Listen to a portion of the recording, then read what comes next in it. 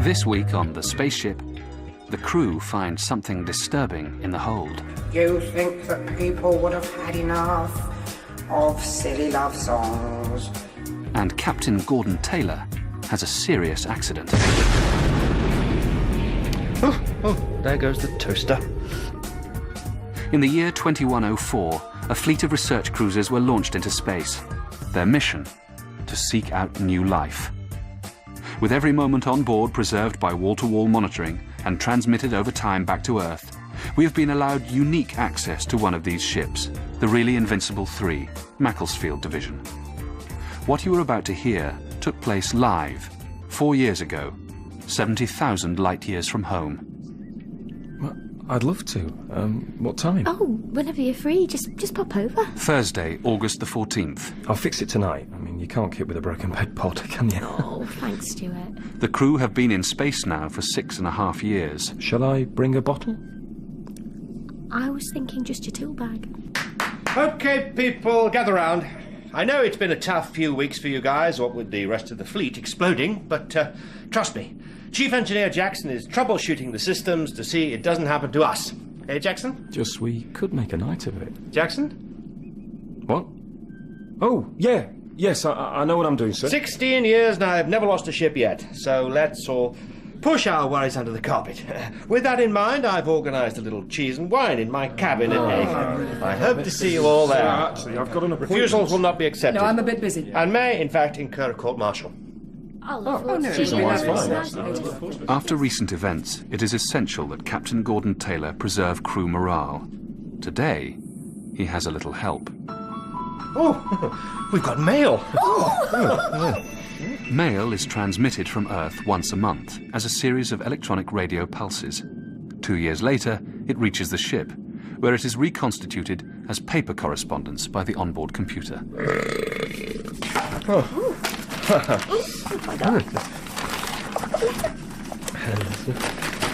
Oh, Kate. Oh, Kate, like clockwork. Where would I be without these little reminders of her love? To know she's there, waiting for me, keeping the hearthrug warm. She must be getting pretty bored on that hearthrug, sir. Oh, no, she'd wait for eternity. See, look, I'm waiting for you, keeping hearthrug warm, blah, blah, blah, blah, blah, eternity. Ah, yes. You got anything nice, Stuart? Just a P45 from my last job and an old bank statement. I've got news from Mum and Dad. Mum's been washing the floor. Dad's having a slice of fruitcake before putting the bins out. Oh, isn't that sweet? It's 2 years out of date. They're probably dead by now. Melissa? Daddy probably slipped on the wet floor, never got to the bins. Tragic. Just because you haven't got mail, no need to spoil it for everyone else. Hey, Clive 55, you've got some post here. What? Clive 55's got mail? Go on, Clive. Open it up. After the death of Clive 88 last week, Clive 55 is now the last remaining of 137 identical clone brothers, born in a lab outside Warrington. A loner with no family, he rarely receives mail. Well, I really don't. Perhaps it's from the science board. Dear Clive, just to say, I love you, Mummy. Oh, Karen, that's so sweet. Isn't that sweet? did you send this, Karen? No, of course not. It's from your mum. My mum was a test tube. Oh, that's so clever of her. Karen? Oh, I'm sorry, Clive. But I thought if I made up a letter and popped it in the system, you'd feel less left out. What with having no friends, all your brothers dead. I wanted you to know you're not all alone. Thanks. Hold on, there's more. Looks like official Federation mail. Huh. Stand back, that's for me. Captain's mail for the captain of the ship. Me, mind.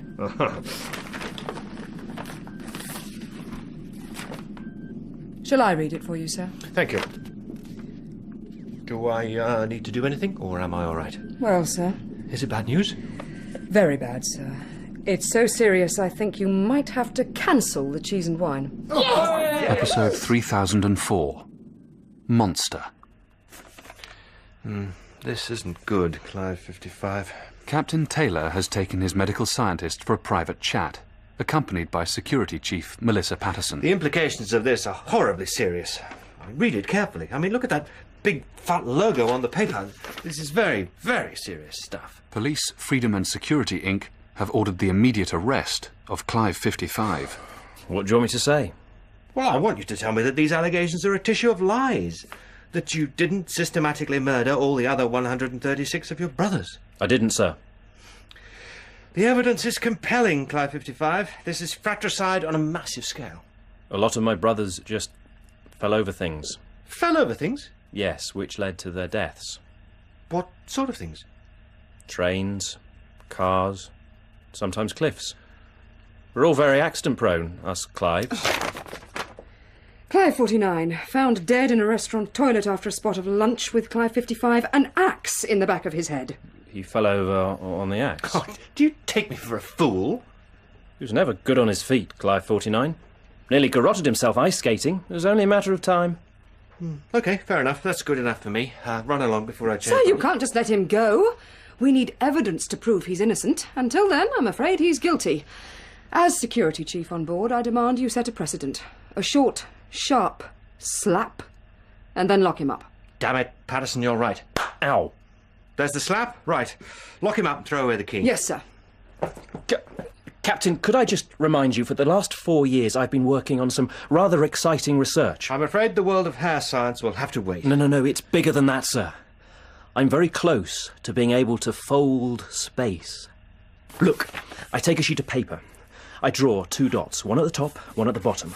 If we fold the paper in half, the dots are suddenly right next to each other. See? Very good, Doctor.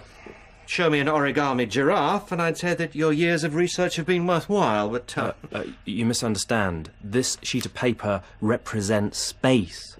The dots are locations on opposite sides of the universe. If we could fold space like this, then suddenly you could travel millions of light years in an instant. Go on. No, that's it. Travelling millions of light years in an instant. This is revolutionary, sir. If we could crack this one, think how good it would look. There'd definitely be a fleet commendation for you, sir. It's a bluff, sir. How close are you? On the brink. I'd hate to stop now. You've got it all written down? All documented, sir. Well, you don't become a captain without knowing a little about everything. Clive 55, I'll take over the research while you're... Sir, I really... I've used a Bunsen burner before. Trust me, I'm your captain. Take him away, Patterson. Sir, come on. For the foreseeable future, the crew's search for new life is at an end. They must turn the ship around and deliver Clive, under house arrest, back to Federation authorities. Please! Not in there! Anything but that! Shut up and get in, you big baby! But there is a problem.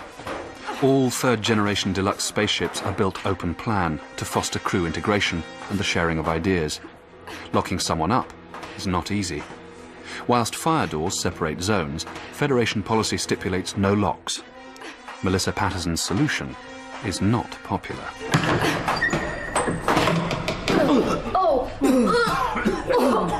This isn't fair. Nobody's been in the hold for years. Think of all the bacteria that might have built up. Well, let's just hope it's friendly. Why can't you just stay in my quarters and help me with the plants, like community service?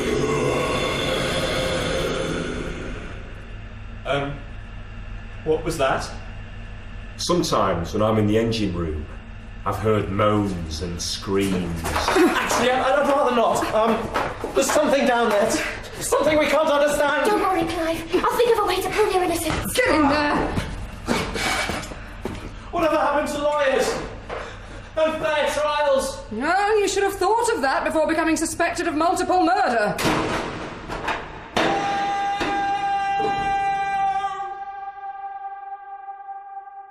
No monitoring equipment was installed in the hold. Clive's experiences of incarceration, therefore, go unrecorded. 1 week later, life on board the Invincible carries on as normal. On level 2, the ship's chronically malfunctioning robot continues to circuit the corridor, locked in a loop of early 20th century swing. Whilst in the lab, Captain Gordon Taylor furthers Clive's groundbreaking work. Right, yes, and now, if we turn this corner down and slot it through, what do we have? An origami frog. Are you sure you know what you're doing, sir? Why? Doesn't it look like a frog? No. I'm just saying, folding paper to folding space. It's quite a leap, isn't it? Understand the principle and the rest will follow. Do you understand the principle, sir? Of course. You need only look at this jellyfish I made earlier. Clive, you see, could only fold paper in half. I've taken it further. I've given it a spongy head, a texture. Think of the possibilities of travelling the entire universe, not just from A to B in seconds, but travelling it all over the jellyfish. Yes, sir. Now, Patterson, pop yourself in the absorption chamber and let's Oh, see no, what sir, happens. I Come really on. don't think that the cost... Meanwhile, in the accommodation wing, Karen and Stuart find themselves in a compromising position. Thanks so much for doing this. I'm sure you've much more important things to do. Not really.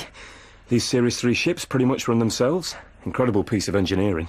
Any idea why the others exploded? No, I haven't. Here, if you sit. That's it. Now, give it a go. What these bed pods really need is regular maintenance. I should get you over more often. Yeah, you should. Mind out. Stuart and Karen are playing a dangerous game. With crews living together for years on end, fleet regulations forbid physical intimacy of any kind. The unappealing, ill-fitting bodysuits which make up regulation uniform are a powerful deterrent, as is the threat of court-martial for those who transgress. Well, that should do it. Oh, have you finished? Yep. Is there anything else I can do? Well, there is something we could do. Yeah? Work out a way to prove his innocence. Who? Clive 55. There's no way he did those things, not Clive. Yeah, we can do that in a minute. You've got a big heart, Karen. That's why I like you. Oh, Stuart. Sorry. Button's very sensitive. Stuart, we can't do this. Why not? Oh, you're a really lovely fella, but... Because it's against fleet regulations? Yes, no, not really. I don't think I'm really over my ex. Not just yet. Your ex? Yes. We split up the day we left Earth. That was 6 years ago. I know, but these things take time, Stuart. What was his name? Trevor. Oh, I miss him. I miss saying his little nickname. What was it? Trev. We were engaged. But I didn't want him waiting. I think I broke his heart. Oh, come on, Karen. He's on the other side of the universe. You've got to move on. Do you think? Of course. Anyway, he's never gonna know. Nobody will ever know. Oh, Stuart. Karen. Oh, my God! They know! Oh, they know everything! No! It's not us! It's the ship! It's exploding! Both of them are wrong.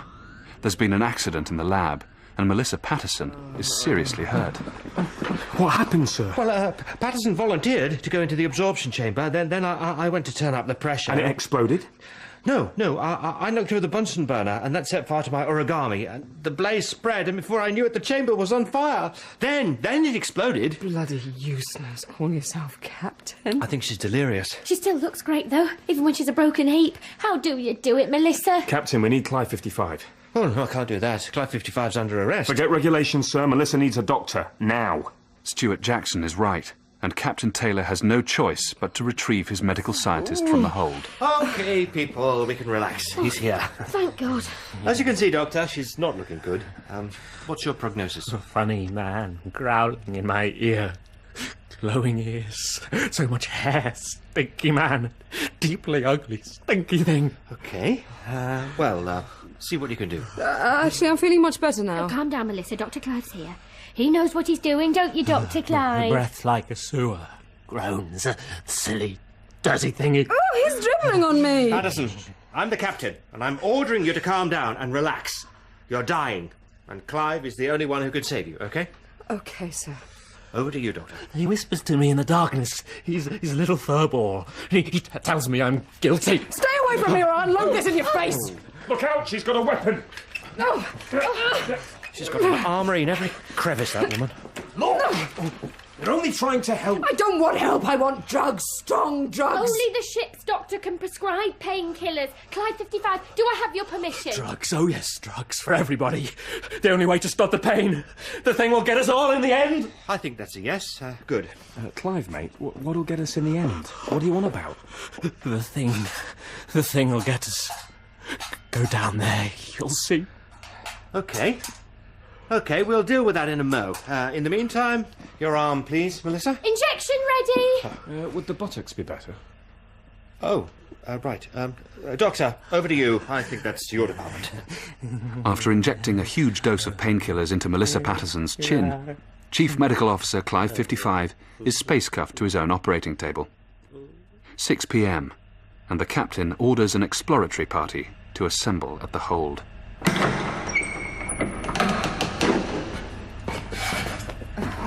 Patterson, just standing on my fingers. Oh, sir. Oh, I'm going to be sick. Oh, Don't worry. It's only the smell of waste and radiation built up over years and forming crusty layers of dripping green phlegm oozing from the walls that makes you feel like that. all right. Let me go first, sir. Woohoo!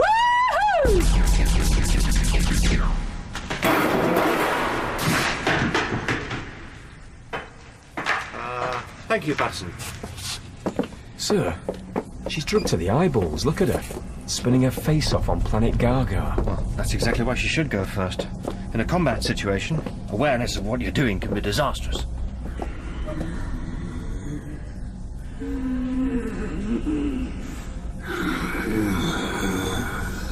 What the hell is that? Set guns on stun.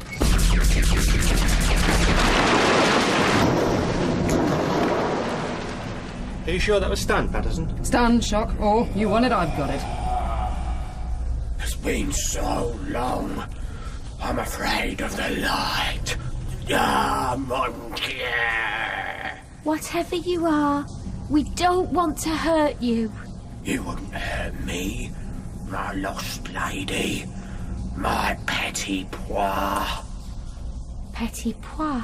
What is this beast that haunts us in the darkness of the hold? Whatever it is, it's got a sore throat. Come on, let's smack his ass!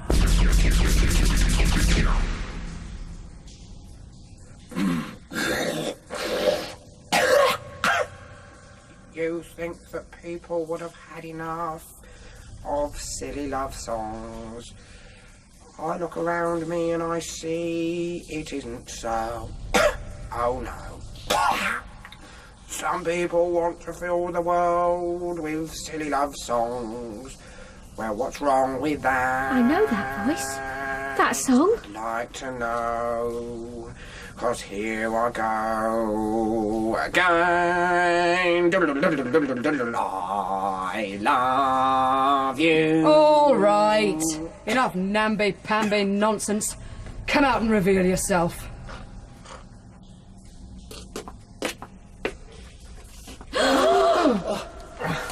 No, mate, not like that. Cover yourself up. What are you, anyway?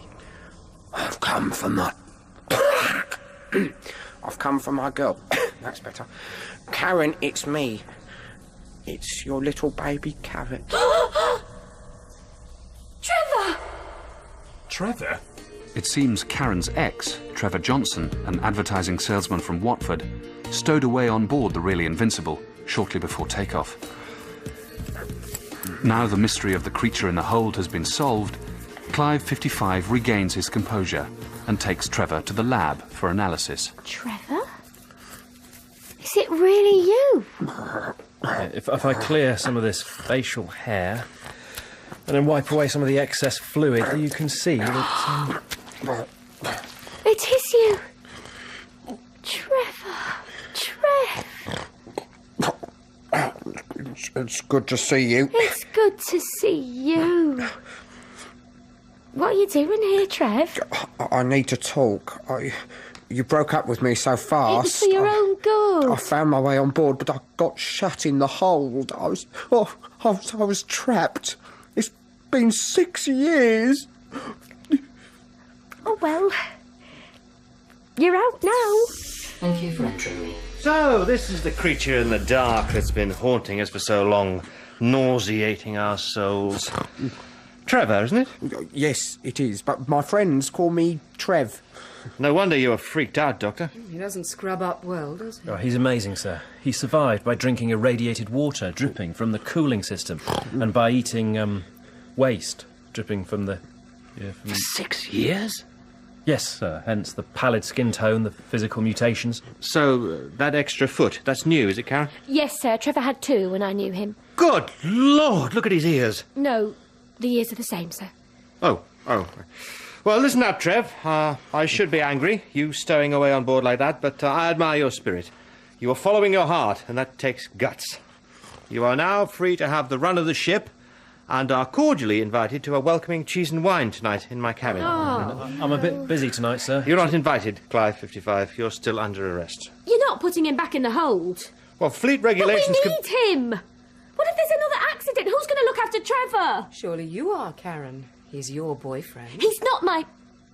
I mean, he... Oh, you've opened a can of worms there, Patterson. See you all at 8. This is hell. I'm having quite a good time. Come on, Karen, let's dance. Oh, no, I don't think... No, Oh, come here, it'll be like old times. Oh, well... Cheesy stick, Jackson? No, thank you, sir. Oh, I'm a romantic fool, but seeing those two reminds me of Kate. We'll do some dancing when I get back. Hold my hand, Karen. No, I'm worried it's going to come off.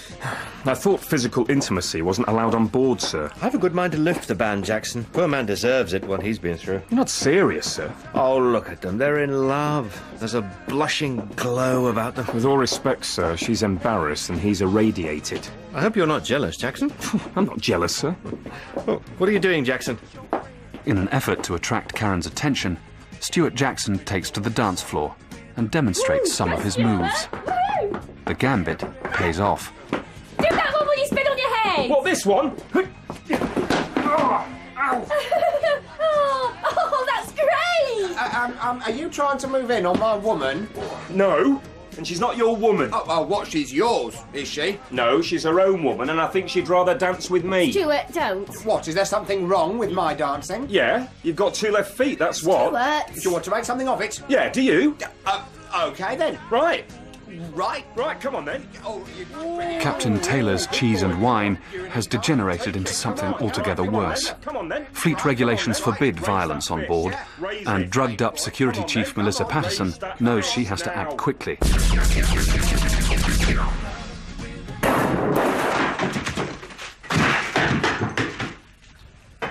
Thank you, Patterson. Jackson, I'm shocked by this. We're here to welcome our guest, and you behave like a child. Frankly, I'm at a loss what to do. You need to set an example, I sir. need to set an example. Throw him in the hold, sir. I need to throw you in the hold. Let you cool down. You can't put everybody in the hold, Captain. The ship can't run itself. I'm the captain. I know how to run this ship. Well, if he's going in the hold, I'm going in the hold. Karen? I'm sorry, Trevor, but I don't agree with what's going on. Are you questioning my judgment, Karen? Yes, sir. Throw her in the hold, sir. I'm going in the hold. Come on, Stuart. Well, where are you going, Patterson? I'm going to the hold, sir. You'll need someone to see they don't get up to anything. But you'll miss the rest of the party. It's a sacrifice, sir, but I have to do my duty to the fleet. Cheesy stick, Trev? With all his crew in the hold, Captain Gordon Taylor must run the ship alone. He's been a ship's captain for 16 years, which makes it 16 years since he actually flew one. Later that night, as the really invincible approaches a meteor cloud, he has only lovesick stowaway Trevor Johnson and the malfunctioning robot for support. Okay, I need some feedback here, people. Okay, thanks. Captain, it's a bad sign, isn't it? I come up after 6 years and she goes straight down. Oh, do you think it's a hint? There's no time for that right now, Trev, okay? Oh, it's a lot of buttons. What the hell does that mean? Oh, I think you've got mail. Oh, there's no time for that either. Ever navigated a ship through a storm of rock, Trev? No? Want to give it a try? I'll sell advertising space. It is a critical time. Captain Gordon Taylor must think quickly if he is to avoid losing a ship for the first time in his life. His actions are swift and decisive. Come on! Up you come. What? All of us? All of you. Try 55 as well? Yes. He has learnt two important lessons. Firstly, that a captain is nothing without his crew, and secondly, that things you don't like are generally best swept under the carpet. In you go, Trev. I think it's for the best. Karen, is this what you want too? I think so. Just tell me, is it my hair? Too much of it on my fingers? No, I just think I need closure. I need to live my life and you need to live yours. Is it because you don't fancy me anymore? No! Of course I still fancy you. It's not because of my sewage breath, bad skin and rotten limbs? No. It's just we're different people now. I've changed and you've changed. Well, I'd better be getting back down then. Okay. You won't get lonely down there on your own. Oh, no, I've got lots of friends. I'll be all right. I talk to them in the dark, make up different voices, eat my own fingers. I'll be all right. That's nice. Thanks for being so understanding, Trev. No problem.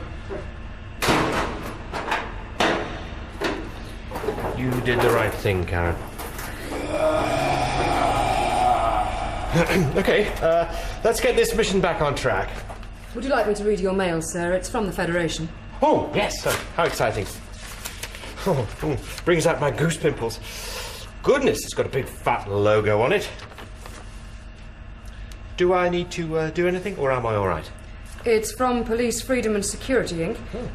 It appears, sir, we're to ignore the previous arrest warrant. Well, let me see. Oh, well, it appears, Clive 55, you are an innocent man. I am? Apparently, they've uncovered a fatal flaw in the genetic makeup of you and your brothers. It says here you all suffer from a gene known as Dodgy G. Dodgy what? Dodgy G. Dodgy shite. Exactly. You're all genetically programmed to have unfortunate accidents. It seems the entire Warrington clone batch has this problem, so you're off the hook. You're free to walk about and cuff him. Watch your step. Thank you, sir. And you can have your research back, Clive 55. I'm bored with folding space. I mean, look at it. There's loads of it. Look. Look, Jackson. Yes, sir, I can see. Look, there's more of it over there. Loads of it. Thank you, Karen, What for? for popping that in the post. Oh, well, I knew you were innocent anyway, Clive 55. Why would you murder all your brothers? Actually, it's Clive. No numbers. It's just me now. Just Clive. I think once coordinates are set, we should gather in my quarters for a spot of music therapy. How does that sound? Oh. Help us relax. And help drown out the screams.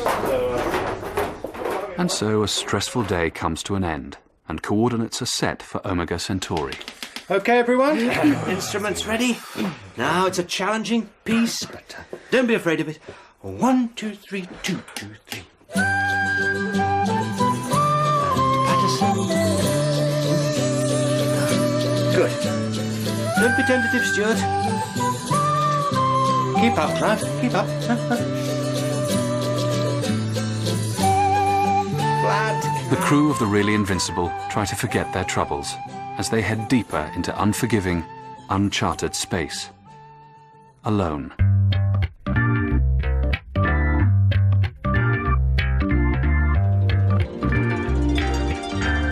In The Spaceship, Captain Gordon Taylor was played by James Fleet, Karen Trex by Rosie Cavallero, Stuart Jackson by Paul Barnhill, Clive 55 by Neil Warhurst, and Melissa Patterson by Emily Joyce. Trevor was Rob Hasty, and the narrator was Nick Bolton. The Spaceship is written by Paul Barnhill and Neil Warhurst, and the director is Sally Avens.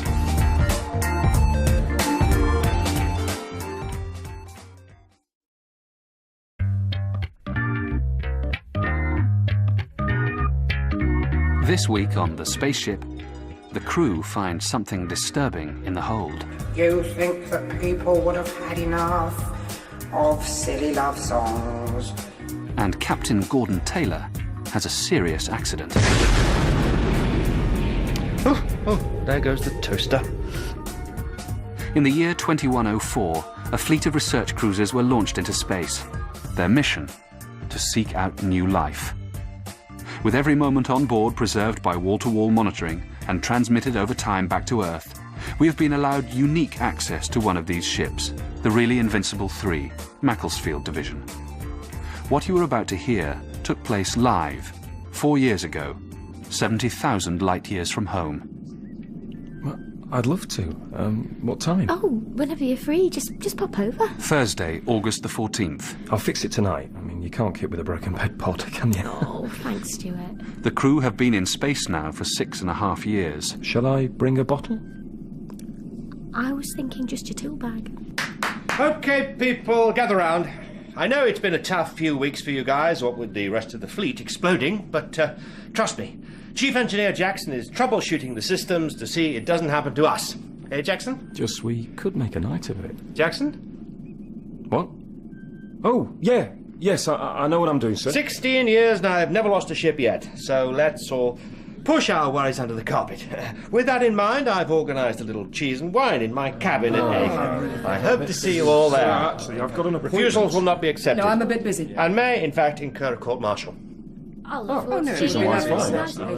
After recent events, it is essential that Captain Gordon Taylor preserve crew morale. Today, he has a little help. Oh, we've got mail. Mail is transmitted from Earth once a month as a series of electronic radio pulses. 2 years later, it reaches the ship, where it is reconstituted as paper correspondence by the onboard computer.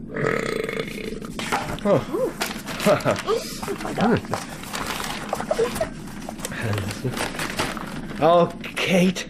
Oh, Kate, like clockwork. Where would I be without these little reminders of her love? To know she's there, waiting for me, keeping the hearthrug warm. She must be getting pretty bored on that hearthrug, sir. Oh, no, she'd wait for eternity. See, look, I'm waiting for you, keeping hearthrug warm, blah, blah, blah, blah, blah, eternity. Ah, yes. You got anything nice, Stuart? Just a P45 from my last job and an old bank statement. I've got news from Mum and Dad. Mum's been washing the floor. Dad's having a slice of fruit cake before putting the bins out.